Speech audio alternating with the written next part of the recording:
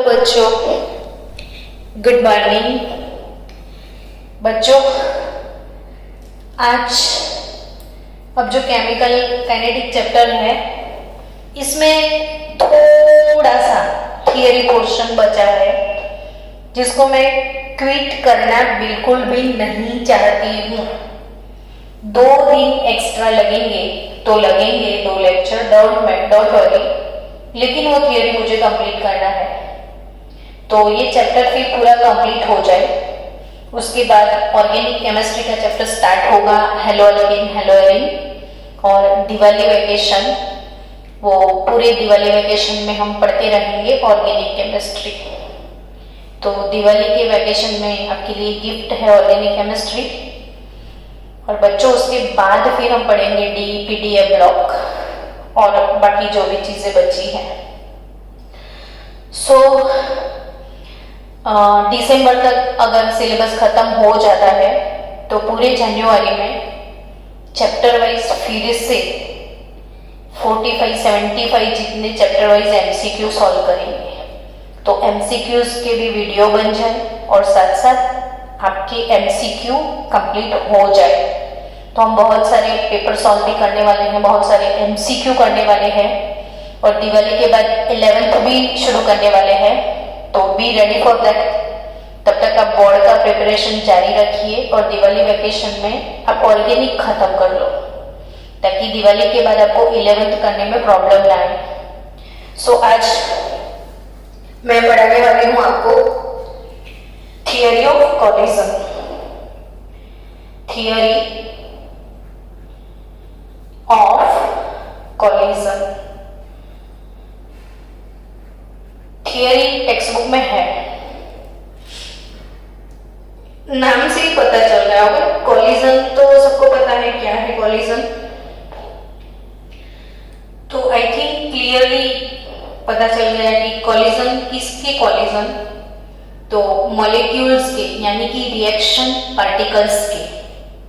हमारे जो भी रिएक्टेंट होते हैं उनके बीच में reactant A plus reactant B है, अगर वो प्रोडक्ट C देते हैं हमको, तो A मॉलिक्यूल B मॉलिक्यूल दोनों के बीच में जबरदस्त कोलिजन होगा, तब जाके प्रोडक्ट मिलेगा। तो उसकी जो थियरी है वो आपको समझनी है। और कोलिजन थियरी जो कि developed by max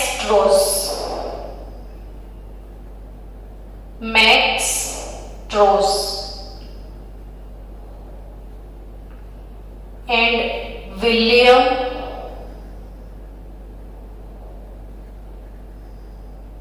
Louis.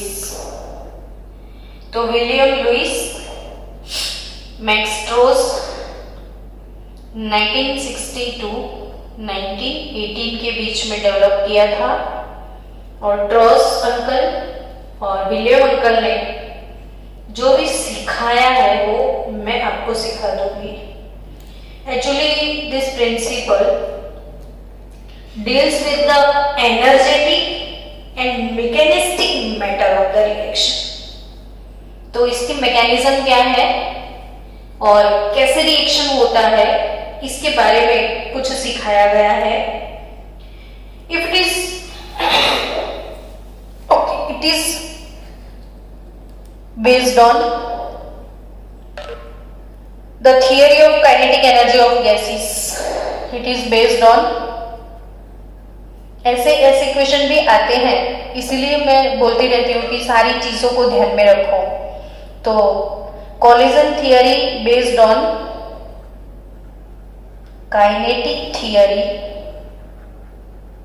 Of gases.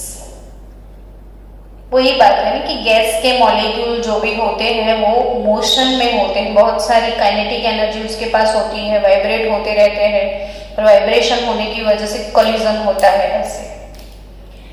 तो according to this theory it is suppose that the molecules are hard sphere. मैंने ये चीज बोली थी कि फॉर एग्जाम्पल, सीधी बातें एग्जाम्पल से ज्यादा समझ में आती है, कि जो भी मॉलिक्यूल्स है उनको एक बड़ा सा गोला है, हार्ड स्फीयर है, ऐसे एज्यूम किया गया कि चलो मेरे पास HI रिएक्शन है, 2HI gas gives H2 gas plus I2 gas. अब इसको वर्ड्स में हम बोल सकते हैं ना, डिसोसिएशन ऑफ हाइड्रोजन आयोडाइड। ये गोल्ड की सरफेस पे होता है, यानी हाइड्रोजन आयोडाइड का जो डिसोसिएशन है ना, उसका कैटालिस्ट गोल्ड होता है। हम सरफेस केमिस्ट्री में पढ़ेंगे ये चीज़, क्योंकि ये MCQ में एक बार पूछ लिया था, इसलिए मैं बार बार यही एग्जाम्पल दे रही हूँ ताकि अपना वो एग्जाम्पल भी हो जाए, MCQ भी आपको याद हो जाए कि dissociation of hydrogen iodide gold की सरफेस पे होता है। अब जो HI है, HI का दूसरा मॉलिक्यूल है, HI का दूसरा मॉलिक्यूल है HI plus HI, HI plus HI। तो व्हाट विल हैपन, तो एक गोला दूसरे गोले से जोरदार से कोलाइड होता है, तो जोर से ऐसे कोलिजन होता है, तो ये दोनों जो मॉलिक्यूल है उसके बीच में ऐसे बॉन्ड बन जाते हैं। जो पहले वाले बॉन्ड है वो वीक हो जाते हैं और ऐसे बीच में जो भी कॉम्प्लेक्स मिलता है इसे इंटरमीडिएट कॉम्प्लेक्स बोला जाता है, इंटरमीडिएट कॉम्प्लेक्स और अ प्रोडक्ट। अब इसके बाद होता क्या है, तो धीरे धीरे धीरे ये वाले बॉन्ड ब्रेक हो जाएंगे, तो HH H2 I I2 done. तो आई थिंक ये चीज समझ में आ गई कि कोई भी रिएक्शन है, कोई भी रिएक्शन, इसमें जो भी रिएक्टेंट्स है वो रिएक्टेंट के बीच में रिएक्शन कब होगा, वो रिएक्टेंट के बीच में रिएक्शन कब होगा, तो there are three essential conditions, there are three essential conditions. First one, the collision, first one, the collisions between the reactant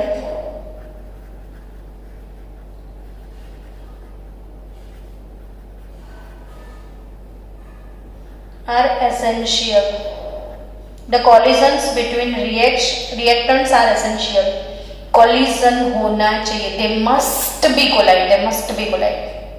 अगर collision ही नहीं हुआ, एक्सीडेंट जब हुआ ही नहीं, तो प्रोडक्ट कहाँ से मिलेगा? ये दोनों के बीच में collision होना चाहिए। दूसरी चीज ध्यान में रखना, there must be certain minimum energy. There must be certain minimum energy. तो मिनिमम एनर्जी इसको बोला जाता है थ्रेशोल्ड एनर्जी। मिनिमम एनर्जी क्या होती है? Threshold energy. कोई भी रिएक्शन स्टार्ट होने के लिए, समझो, कोई भी रिएक्शन स्टार्ट होने के लिए एक मिनिमम एनर्जी की जरूरत होती है, मिनिमम एनर्जी की, उसको बोला जाता है थ्रेशोल्ड एनर्जी। मैं आराम से बोल रही हूं, मैं कोई जल्दी नहीं कर रही हूं, क्योंकि वही चीजें इंपॉर्टेंट है, ध्यान से मुझे सुनो। Minimum energy which is called threshold energy. वो थ्रेशोल्ड एनर्जी, एक्टिवेशन एनर्जी, वो चीजें भी मैं आपको कल करवाने वाली हूँ डिटेल में, लेकिन अभी फिर से एक बार बता दो कि व्हाट इज थ्रेशोल्ड एनर्जी। तो कोई बच्चा 12th में है, 12th बोर्ड उसको पास करना है, तो सबको पता है ना, मिनिमम क्राइटेरिया 35 मार्क्स होता है। अब आपके 85 है तो डजंट मैटर, आपके 35 तो है ही है, लेकिन अगर आप 30 लेके आए तो फेल हो गए। तो ये जो रिएक्शन है 12th पास करना है, ये वाला जो रिएक्शन है वो कब होगा? जब मिनिमम आपके मार्क्स 35 होंगे। 35 से ज्यादा है तो कोई प्रॉब्लम ही नहीं है ना, बट मिनिमम लेवल 35, तो इसे बोला जाता है थ्रेशोल्ड मार्क। इसको क्या बोला जाता है? Threshold mark. चलो अब आप सपोज 11th में हो और 11th में आपने एग्जाम दिया, समझना बात को। 11th में आपने एग्जाम दिया, केमिस्ट्री का पेपर दिया, अब आपके मार्क्स आए 30, तो रिएक्शन नहीं हो पाएगा। आप 11th से 12th में नहीं जा पाओगे। क्यों भाई नहीं जा पाओगे? तो आपके तो कितने आए? 30 आए, जबकि रिएक्शन होने के लिए मिनिमम थ्रेशोल्ड मार्क कितने चाहिए? मिनिमम थ्रेशोल्ड मार्क कितने चाहिए बोलो तो? 35, आपके आए 30। ये 30 मतलब आप खुद रिएक्टेंट हो, तो ये 30 को क्या बोला जाता है? Energy of reactant molecule. ये 30 क्या है? Energy of reactant. आप खुद की एनर्जी आपकी 30 लाने की थी, उतनी ही है, और आपके पास इतनी ही एनर्जी है 30 जितनी, तो आप रिएक्शन नहीं कर पाओगे। आप कम एनर्जी वाले मॉलिक्यूल हो। लेकिन मुझे ऐसी इच्छा है कि ये बच्चे का ईयर नहीं बिगाड़ना है, तो आप बोल सकते हो कि कोई ग्रेस मार्क नहीं मिलेंगे, तो yes I will give you a grace marking, है ना। तो अगर मैंने आपको ग्रेस मार्क दिए, तो मैंने आपको ग्रेसिंग्स में 5 मार्क्स दे दिए, तो 35 हो जाएंगे। तो इसको क्या बोलते हैं? वो 5 जो मैंने आपको एक्स्ट्रा दिए, उसको बोला जाता है एनर्जी ऑफ एक्टिवेशन। इसको क्या बोलते हैं? Energy of activation. यानी बच्चों क्लियरली समझ में आ गया कि एनर्जी ऑफ एक्टिवेशन क्या है। कोई मॉलिक्यूल कम एनर्जी वाला है, उससे रिएक्शन नहीं हो पा रहा है, तो हम उसको हाथ देके जो सपोर्ट करते हैं, मैंने इसको हाथ दिया, सपोर्ट किया, उसको एक्टिवेट किया, वो 30 से 35 तक आ गया, तो this one is known as energy of activation. अब आपको समझना है कि एग्जाम में ऐसे ही याद रखना, मेरे 30 आए थे, 5 मुझे सर ने दिए, मेरे 35 हो गए, तो मैं पास हो गई। ठीक है, तो ये याद रखना कि energy of reactant plus energy of activation, that is equal to threshold energy,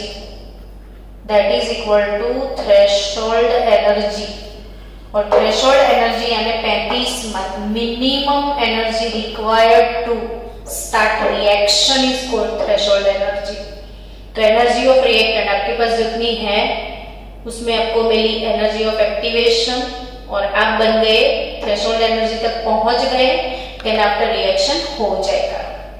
okay, so there must be certain minimum energy, means threshold energy. कोई भी ये जो मॉलिक्यूल है उसके पास कोई प्रॉपर थ्रेशोल्ड एनर्जी तो होनी ही चाहिए, नहीं तो रिएक्शन स्टार्ट ही नहीं होगा। और third essential condition, the collision of the reactant molecule should be in proper directions। तो जो collisions है वो collision should be in proper direction। collision should be in proper direction। क्यों? तो ई गोला जो है हमारा ऊंचाई का गोला, ई गोला के साथ अगर ई गोला ऐसे कोलाइड किया, अब आप सोचो प्रोडक्ट के बारे में, तो ये वाला अगर ऐसे कोलाइड होता है, देखो ये ऐसे कोलिजन हो रहा है तब तक तो ठीक है, ऐसे हुआ, ऐसे हुआ, ऐसे हुआ, कहीं और हो रहा है, ऐसे हो रहा है, ऐसे हो रहा है, ऐसे हो रहा है, ऐसे अजीब अजीब डायरेक्शन से हो रहे हैं, तो प्रोडक्ट नहीं मिलेगा। कॉलिजन बच्चों, कॉलिजन तो बहुत सारे होंगे, बहुत टाइप के भी होंगे, लेकिन सारे कॉलिजन, जितने भी कॉलिजन हुए वो सारे फ्रूटफुल नहीं होते हैं। फ्रूटफुल कॉलिजन वो होते हैं जो प्रॉपर डायरेक्शन से होते हैं, प्रॉपर एनर्जी वाले होते हैं। तो there are 3 essential conditions for this type of reactions. First one, the collision between the reactants are essential collision होना चाहिए, प्रॉपर एनर्जी के साथ होना चाहिए और प्रॉपर डायरेक्शन में होना चाहिए। अब आपको एक बहुत अच्छा एग्जांपल दे रही हूं, समझो बच्चों कि आप खुद किस चीज के बने हुए हो। तो आपको पता है कि आपका पूरा बॉडी कार्बन का है। Each and every living organism is made up of carbon. तो आप कार्बन से बने हुए हो, ठीक है। अब कार्बन जो है उसका ऑक्सीजन के साथ रिएक्शन होता है तो उसका कंबशन हो जाता है ना। अब आप कार्बन के बने हुए एक रिएक्टेंट हो और बाइक लेके, स्पीड में बाइक लेके एटमॉस्फेयर में घूम रहे हो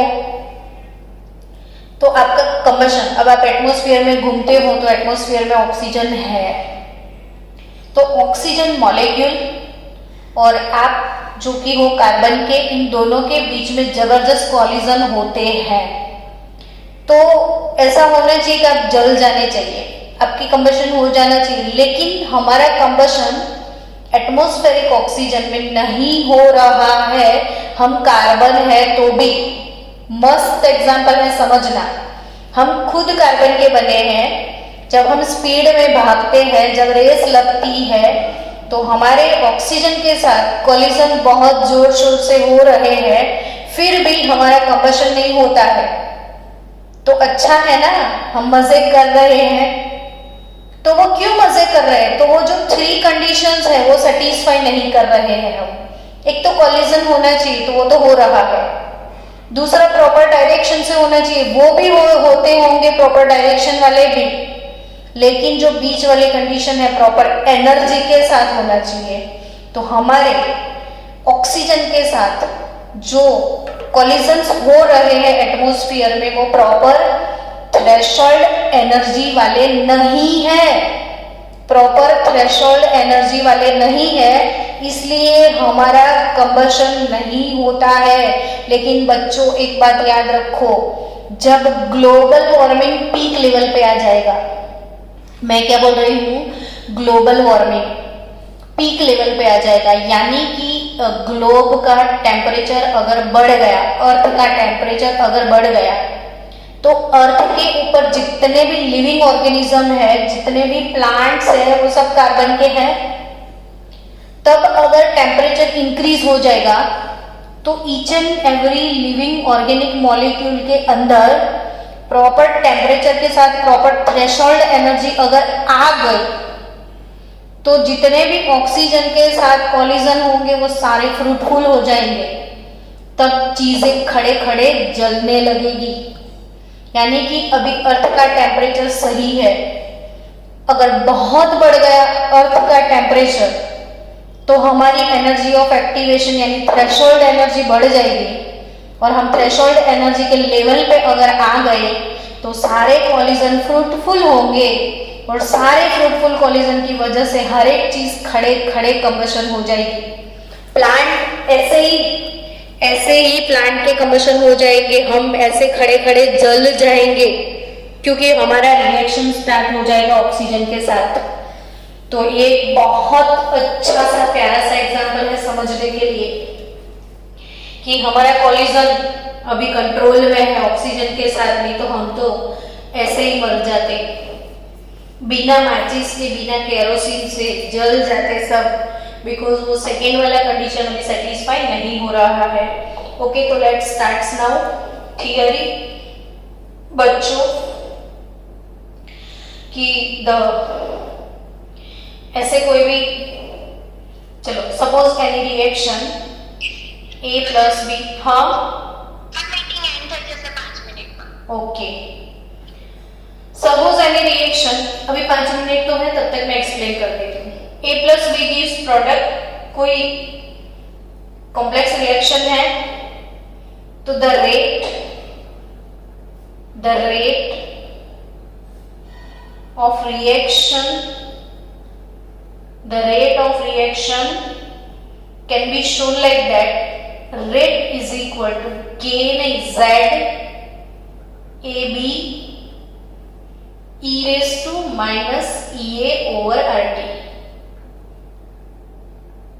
तो मन में लड्डू फूट गए होंगे कि ऐसा कुछ पढ़ा था, ऐसा कुछ देखा था, आर्हेनियस में देखा था, रेट कांस्टेंट का इक्वेशन था वो। तो ये रेट का इक्वेशन है। अब ZAB क्या है, तो it's a collision frequency. ZAB क्या है, इट्स अ कॉलिजन फ्रीक्वेंसी। अब कॉलिजन फ्रीक्वेंसी क्या है, तो इसका डेफिनेशन लिख देना, इन chemical reaction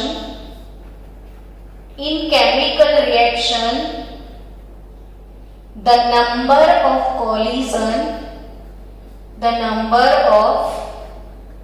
collision per second per volume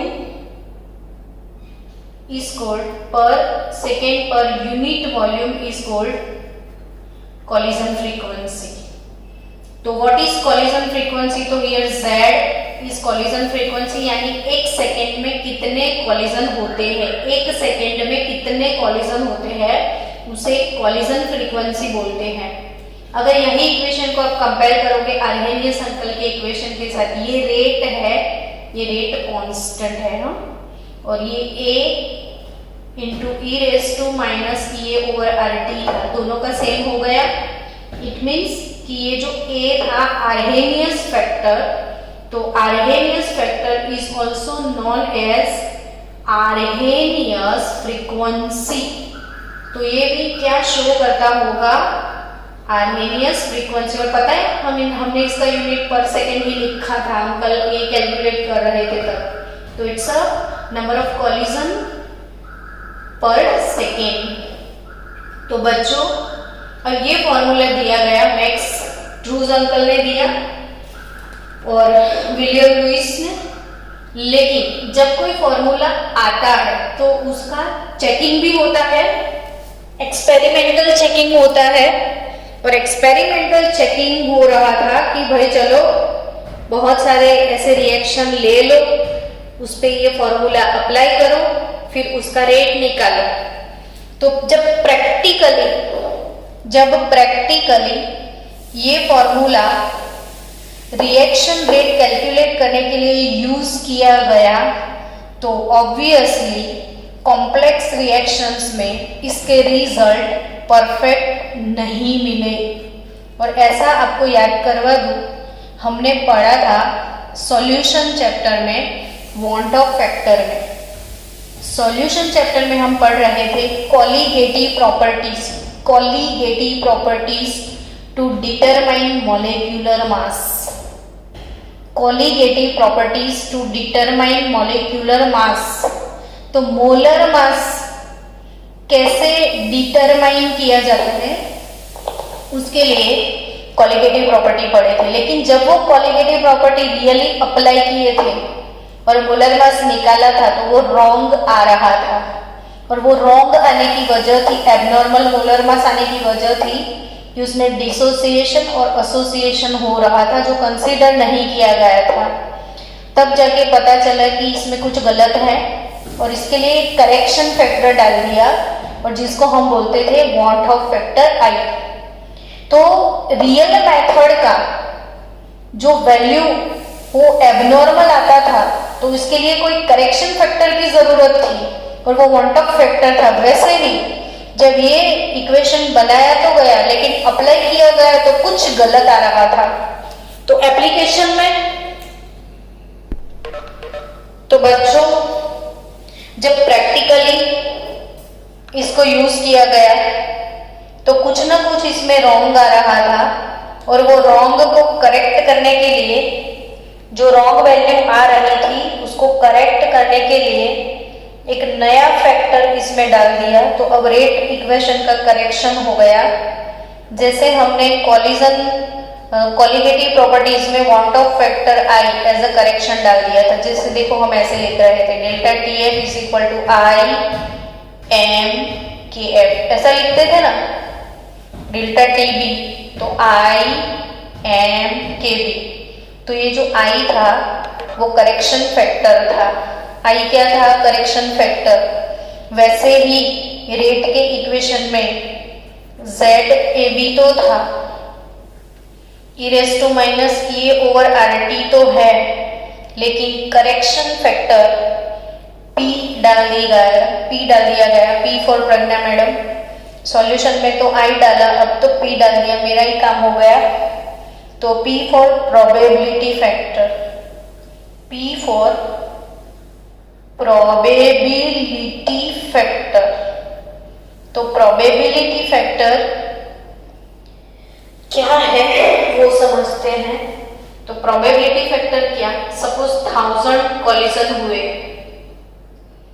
तो 1000 कॉलिजन, इसमें से 1000 के 1000 फ्रूटफुल नहीं होते हैं। क्यों? तो फ्रूटफुल तो वही होते हैं ना जो प्रॉपर डायरेक्शन से हो, प्रॉपर एनर्जी के साथ हो। पहले तो कॉलिजन मस्ट बी, मतलब कोलाइड होना चाहिए, प्रॉपर एनर्जी के साथ होना चाहिए, प्रॉपर डायरेक्शन के। अब ये तीनों कंडीशन अगर सेटिस्फाई नहीं करते हैं तो कॉलिजन अगर 1000 होते हैं तो वो 1000 के 1000 कॉलिजन सक्सेस नहीं जाते हैं। तो 1000 में से जो सक्सेस जाते हैं, probable collision which are fruitful collision, fruitful यानी कि जिससे प्रोडक्ट मिलने वाला है, तो फ्रूटफुल कॉलिजन, ये कॉलिजन फ्रीक्वेंसी यानी जितने हुए वो सब कॉलिजन, इसमें से ये क्या है तो वो प्रोबेबल, वो कॉलिजन जिससे फ्रूट मिलता है। तो ये प्रोबेबिलिटी फैक्टर P क्या है, प्रोबेबिलिटी फैक्टर P क्या है, प्रोबेबिलिटी फैक्टर। इसका कोई दूसरा नाम है जो कभी कंफ्यूज करने वाला है तो yes, it is also called steric factor, steric factor. फिर ये फैक्टर याद रखना, नहीं तो आपके फैक्टर बिगाड़ देंगे ये लोग। तो प्रोबेबिलिटी फैक्टर और steric factor which takes into consideration which takes into consideration the collision from proper direction, collision from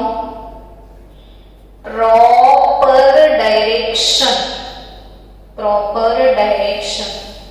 So steric factor which takes into consideration the collision from proper direction. तो ये जो probability factor है वो proper direction वाली collision को consider करता है। So guys, एक बात बता दूं, देखो एक रिएक्शन में आपको एक्सप्लेन करूं कि ये मिथाइल ब्रोमाइड लेते हैं, इसके साथ OH माइनस का रिएक्शन होता है।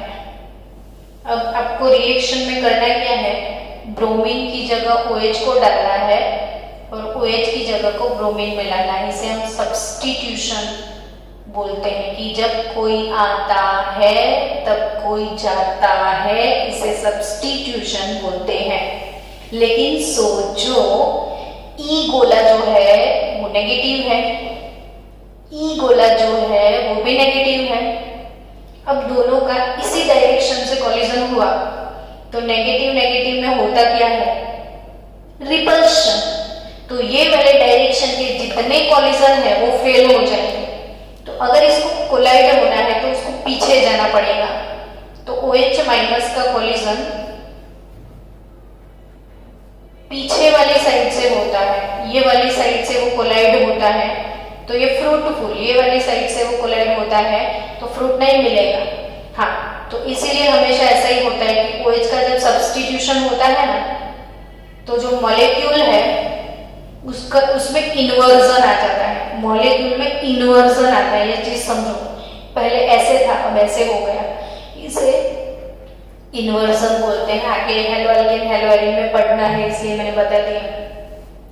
तो ये प्रॉपर डायरेक्शन वाले कॉलिजन समझ में आए? तो ये डायरेक्शन प्रॉपर नहीं है, पीछे वाली डायरेक्शन ये इसकी प्रॉपर डायरेक्शन है। तो यानी कि theory of collision I think आपको कंप्लीटली समझ में आ चुका है। अब कल कैसे भी करेंगे, लेकिन हम चैप्टर को खत्म कर लेंगे। प्लीज मुझे एक दिन और चाहिए इसमें।